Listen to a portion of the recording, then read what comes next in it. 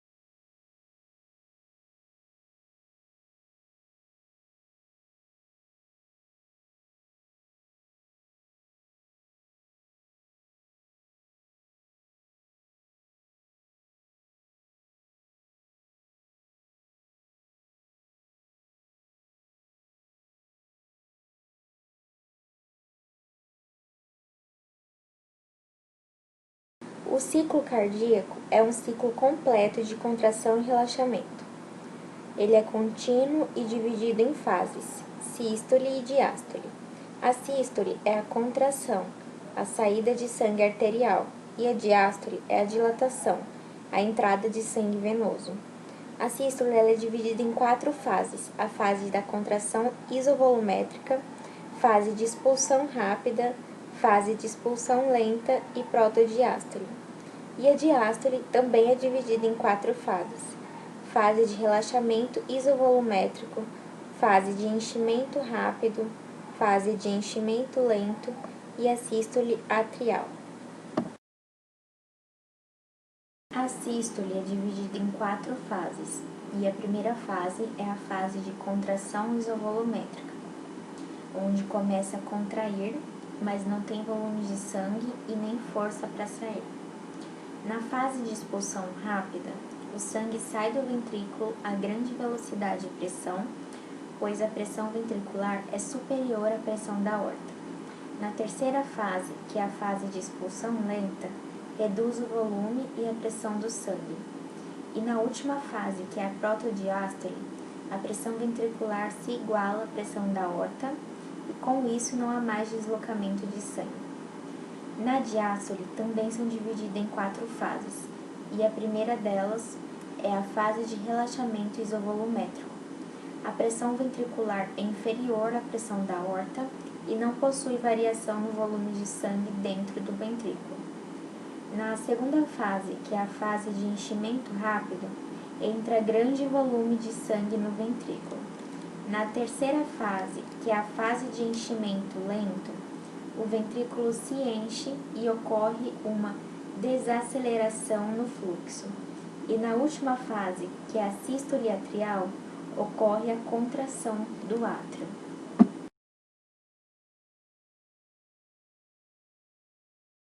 As zônulas de oclusão desempenham um papel importante na fisiologia do sistema circulatório.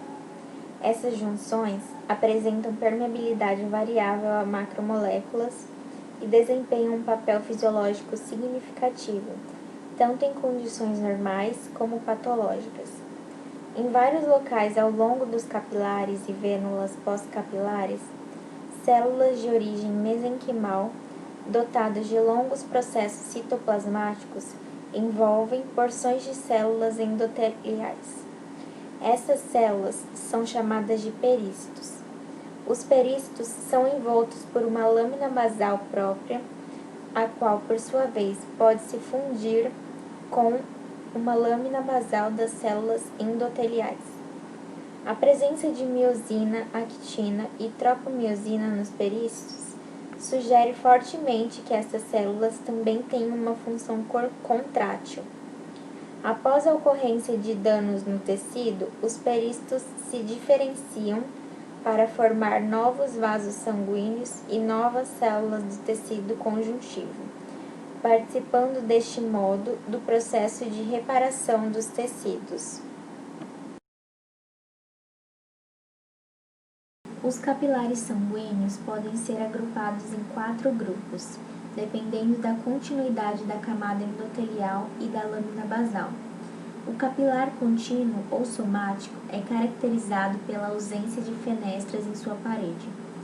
Esse tipo de vaso capilar é encontrado em todos os tipos de tecido muscular, tecidos conjuntivos, glândulas exócrinas e tecido nervoso. O segundo capilar é o capilar fenestrado.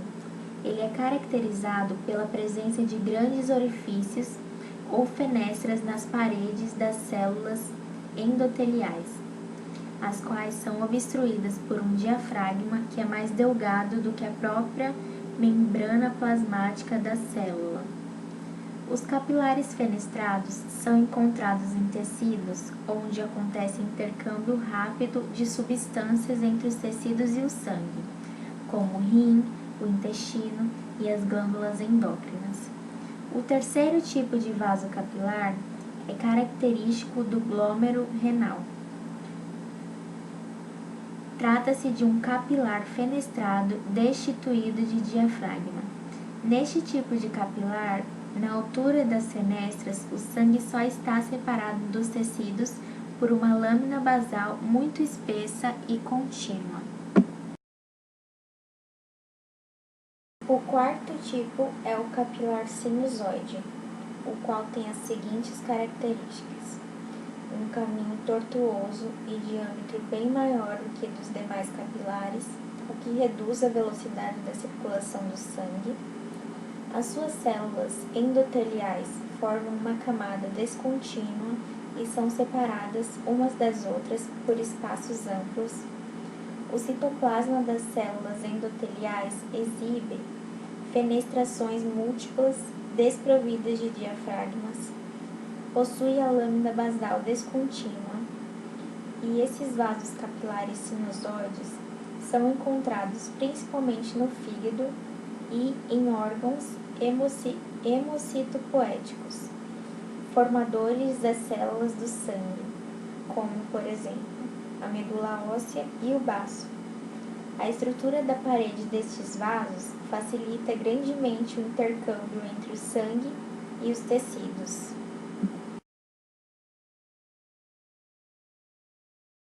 As arteríolas geralmente possuem um diâmetro menor do que 0,5 milímetros e um lumen relativamente estreito. A sua camada subendotelial é muito delgada. Nas arteríolas muito pequenas, a lâmina elástica interna está ausente e a camada média geralmente é composta de uma ou duas camadas de células musculares lisas, circularmente organizadas, não apresentando nenhuma lâmina elástica externa. Nas arteríolas encontramos as pequenas artérias, que possuem uma túnica média mais desenvolvida e uma luz mais ampla do que as arteríolas. Nas arteríolas e nas pequenas artérias, a túnica adventícia é muito delgada. As artérias musculares de diâmetro médio possuem a túnica média formada essencialmente por células musculares lisas. A lâmina elástica interna, o componente mais externo da íntima, é proeminente, e a túnica média pode conter até 40 camadas de células musculares lisas. Essas células são entremeadas por um número variado de lamelas elásticas, dependendo do tamanho do vaso, como também por fibras reticulares e proteoglicanas, todos sintetizados pela própria célula muscular lisa. A lâmina elástica externa, o último componente da túnica média, só está presente nas artérias musculares maiores, e a adventícia consiste em um tecido conjuntivo frouxo. As artérias musculares podem controlar o fluxo de sangue para os vários órgãos, contraindo ou relaxando as células musculares lisas de sua túnica média. As grandes artérias elásticas contribuem para estabilizar o fluxo sanguíneo. As artérias elásticas incluem a aorta e seus grandes ramos. Esses vasos possuem uma cor amarelada decorrente do acúmulo de elastina na túnica média. A íntima, rica em fibras elásticas, é mais espessa que a túnica correspondente de uma artéria muscular. Uma lâmina elástica interna pode não ser facilmente distinguida, pois é semelhante à lâmina elástica da próxima camada. A túnica média consiste em uma série de lâminas elásticas perfuradas, cujo número aumenta com a idade. Por exemplo, um recém-nascido tem cerca de 40 lâminas e um adulto já tem cerca de 70. Entre as lâminas elásticas situam-se células musculares lisas e fibras de colágeno, proteoglicanas e glicoproteínas. A túnica adventícia é relativamente pouco desenvolvida. A túnica média das grandes artérias contém lâminas elásticas que contribuem para a importante função de tornar o fluxo do sangue mais uniforme. Durante a contração ventricular, que é a sístole, a lâmina elástica das grandes artérias está distendida e reduz a variação da pressão. Durante o relaxamento ventricular, que é a diástole, a pressão do ventrículo cai para níveis muito baixos, mas a propriedade elástica das grandes artérias ajuda a manter a pressão arterial. Como consequência, a pressão arterial e a velocidade do sangue diminuem e se tornam menos variáveis à medida de que se distanciam do coração. Os corpos carotídeos são pequenos quimiorreceptores sensíveis à concentração de dióxido de carbono e oxigênio no sangue. São encontrados perto da bifurcação da artéria carótida comum. Essas estruturas são ricamente irrigadas por vasos capilares fenestrados que envolvem as células do tipo 1 e as do tipo 2. As células do tipo 2 são células de suporte, enquanto as do tipo 1 contêm numerosas vesículas que armazenam dopamina, serotonina e adrenalina. A maioria dos nervos do corpo carotídeo são fibras aferentes que levam impulsos ao sistema nervoso central. Os corpos carotídeos são sensíveis à baixa tensão de oxigênio, à alta concentração de gás carbônico e o baixo pH do sangue arterial. Seios carotídeos são pequenas dilatações das artérias carótidas internas. Esses seios contêm baroreceptores que detectam variações na pressão sanguínea e transmitem essa informação ao sistema nervoso central. A camada média da parede arterial é mais delgada nos seios carotídeos e responde a mudanças na pressão sanguínea. A camada íntima e adventícia são muito ricas em terminações nervosas. Os impulsos dos nervos aferentes são processados pelo cérebro de modo a controlar a vasoconstrição e a manter a pressão sanguínea normal.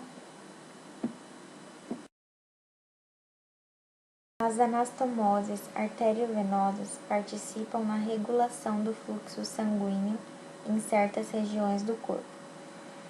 Elas são comunicações diretas entre as arteríolas e as vênulas. O diâmetro da luz dos vasos da anastomose varia com a condição fisiológica do órgão. Mudanças no diâmetro desses vasos regulam a pressão sanguínea, o fluxo, a temperatura e a conservação do calor em determinadas áreas do corpo. Além dessas conexões diretas entre as arteríolas e as vênulas, existem estruturas mais complexas, como glontes, que se localizam principalmente na ponta dos dedos, no leito das unhas e nas orelhas. Quando a arteríola penetra na cápsula de tecido conjuntivo do glômus, perde a membrana elástica interna e desenvolve uma parede muscular espessa e luz estreita. Há indicações de que essas anastomoses arteriovenosas participem de fenômenos fisiológicos como a regulação do fluxo de sangue local e da pressão sanguínea. Todas as anastomoses arteriovenosas são ricamente inervadas por terminações nervosas simpáticas e parasimpáticas. As vênulas pós-capilares e capilares participam das trocas entre o sangue e o tecido. As vênulas possuem um diâmetro de 0,2 a 1 milímetro. A túnica íntima desses vasos é composta de endotélio e de uma camada subendotelial muito delgada. A camada média das vênulas, muito pequenas, podem conter apenas células pericíticas contráteis. Esses vasos são chamados de vênulas pós-capilares ou vênulas pericíticas. A maioria das vênulas é do tipo muscular, possuindo pelo menos algumas células musculares lisas nas suas paredes. As vênulas pós-capilares apresentam várias características em comum com os vasos capilares. como, por exemplo, participação em processos inflamatórios e troca de moléculas entre o sangue e tecidos. As vênulas também podem influenciar o fluxo de sangue nas arteríolas, através da produção e secreção de substâncias vasoativas difusíveis. O coração é um órgão muscular que se contrai ritmicamente enquanto bombeia o sangue pelo sistema circulatório. Ele também é responsável pela produção de um hormônio chamado fator natriurético atrial. Suas paredes são constituídas de 3 túnicas: a interna, ou endocárdio, a média, ou miocárdio, e a externa, ou epicárdio. A região central fibrosa do coração serve de ponto de apoio para as válvulas, além de ser também o local de origem e inserção das células musculares cardíacas.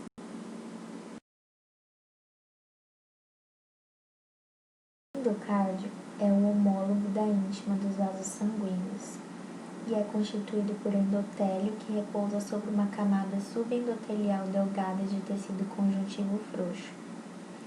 Essa camada contém fibras elásticas e colágenas e também algumas células musculares lisas. Conectando o miocárdio à camada subendotelial, existe uma camada de tecido conjuntivo que contém veias, nervos e ramos do sistema de condução do impulso do coração, que são as células de Purkinje.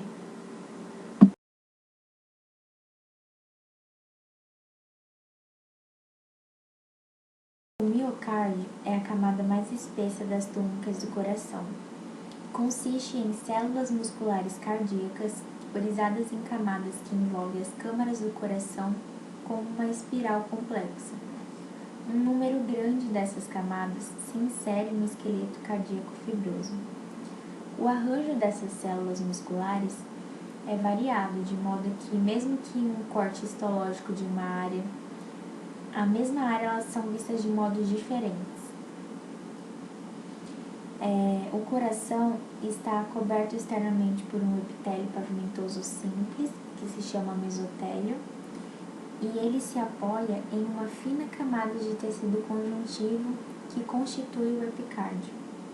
A camada subepicardial de tecido conjuntivo frouxo, ele contém veias, nervos e gânglios nervosos. O tecido gorduroso que envolve o coração se acumula nessa camada. O epicárdio corresponde ao folheto visceral do pericárdio, uma membrana serosa que envolve o coração. Entre o folheto visceral, que é o epicárdio, e o folheto parietal, existe uma pequena quantidade de fluido que facilita os movimentos cardíacos. O esqueleto cardíaco ele é composto de tecido conjuntivo denso e seus principais componentes são o septo membranoso, o trígono fibroso e o ânulo fibroso. Essas estruturas são formadas por um tecido conjuntivo denso com fibras de colágeno orientadas em várias direções. O coração possui um sistema próprio para gerar um estímulo rítmico que é espalhado por todo o miocárdio. Esse sistema é constituído por 2 nodos e um feixe: o nodo sinoatrial, nodo atrioventricular e o feixe atrioventricular, e eles estão localizados no átrio. O feixe atrioventricular se origina do nodo atrioventricular e se ramifica para ambos os ventrículos. As células do sistema gerador e condutor do impulso do coração estão conectadas através de junções do tipo comunicantes. O nodo sinoatrial é uma massa de células musculares cardíacas especializadas. São células fusiformes, menores do que as células musculares do átrio e possuem menor quantidade de miofibrilas. O nodo atrioventricular ele é semelhante ao nodo sinoatrial, porém as suas células se ramificam e emitem projeções citoplasmáticas em várias direções. assim formando uma rede. O sistema vascular linfático retorna o líquido extracelular para o fluxo sanguíneo. Além dos vasos sanguíneos, o corpo humano possui um sistema de canais de paredes finas, revestidas por endotélio, que coleta o fluido dos espaços intersticiais e os retorna para o sangue. Esse fluido é denominado de linfa e diferentemente do sangue, ele circula somente na direção do coração. Os capilares linfáticos, eles se originam nos diferentes tecidos, como vasos finos e sem aberturas terminais, que são chamados fundo de saco, que consistem em uma única camada de endotélio e uma lâmina basal incompleta. O sistema vascular linfático, ele é composto pela linfa, pelos linfonodos, pela tonsila e pelo baço, e suas principais funções são remoção dos fluidos em excesso dos tecidos corporais, produção de células importantes para o sistema imunológico, são as células que produzem anticorpos, defesas do corpo contra infecções e alguns outros tipos de doença, e transportar substâncias como células, proteínas, nutrientes e resíduos resultantes do metabolismo por todo o organismo. Os vasos linfáticos possuem uma estrutura semelhante à das veias, porém, eles têm uma parede mais fina e não apresentam uma separação clara entre as túnicas, íntima, média e adventícia. Eles também possuem um maior número de válvulas no seu interior e são encontrados na maioria dos órgãos, com raras exceções, como o sistema nervoso central e a medula óssea. Como nas veias, a circulação linfática é ajudada pela ação de forças externas sobre as suas paredes, como por exemplo a contração dos músculos esqueléticos circunjacentes. Essas forças, que agem intermitentemente, associadas a grande quantidade de válvulas, impulsionam a linfa em um fluxo unidirecional. A contração rítmica da musculatura lisa da parede dos vasos linfáticos maiores ajuda a impulsionar a linfa na direção do coração. A estrutura dos grandes duetos linfáticos, dueto torácico e dueto torácico direito, é semelhante à das veias, exibindo uma camada média reforçada por músculo liso. Esses feixes musculares se organizam nas direções longitudinal e circular, com predominância de fibras longitudinais. A adventícia é relativamente pouco desenvolvida. Como as artérias e as veias, os duetos linfáticos de grande porte também contêm vasa vasorum e uma rica rede neural. A função do sistema linfático é retornar ao sangue o fluido dos espaços intersticiais. Ao entrar nos vasos capilares linfáticos, esse fluido contribui para a formação da parte líquida da linfa e contribui ainda para a circulação de linfócitos e outros fatores imunológicos que penetram nos vasos linfáticos quando esses atravessam os órgãos linfóides. Essa foi a principal referência bibliográfica utilizada nesse trabalho. Muito obrigada pela atenção e esse foi o meu trabalho.